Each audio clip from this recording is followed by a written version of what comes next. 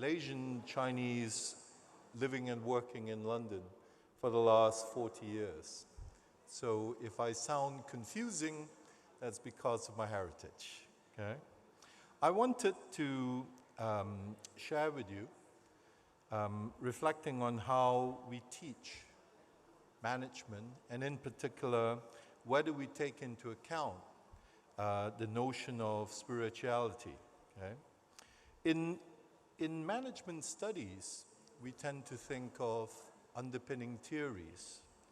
And I think as a young man, when I was growing up, I did the normal business degrees, I did the MBA, and I also then went to, can you hear me better now?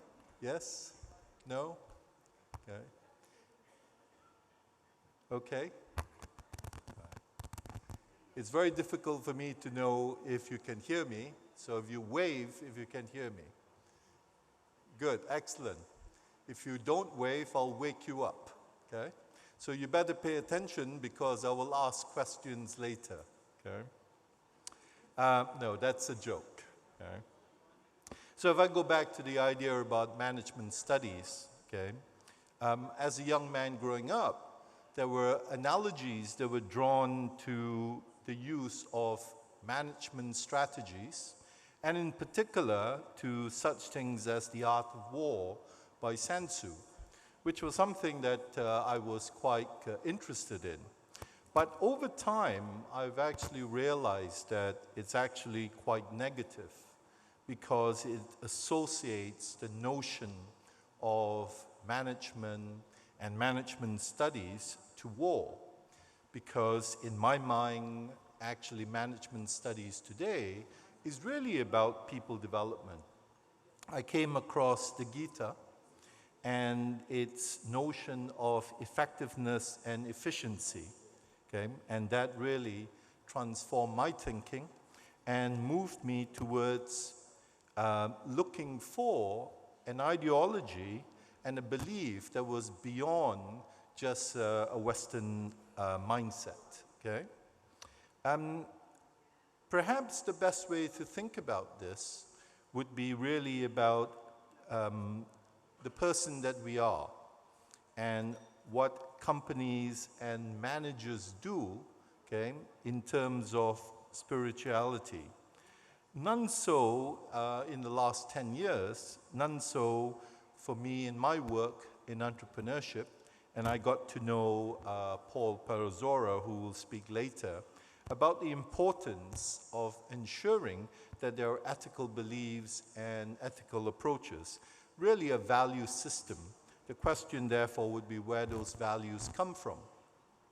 From my perspective, it's really also about work-life balance. If we look at today's society, and I understand that, that my generation, okay, believe that the younger generation have a disconnect because of the use of technology. But I'm actually led to believe that this may not be true, that the way they connect is no longer the same as previous generations. Perhaps we need to rethink through how to remake or rekindle this connection, and whether this connection can be done through a series of contemplations, okay, a series of reflections, as the speakers before me have indicated, should really be, I think, perhaps the way forward. There is also the notion about mental issues, the stresses that are placed upon the next generation, and more importantly, about the belief of entitlement. And I think this is where we have, as educators, a great role to play, okay? I want to end my talk about leadership and what leadership means, not in the traditional sense, but leadership in terms of having the right spiritual focuses and reflecting on how, okay, we as leaders should be perceived by the next generation. This is perhaps the connection that we can make, okay? Thank you very much for having me. I'm going to hand over to my colleagues now, okay? Thank you.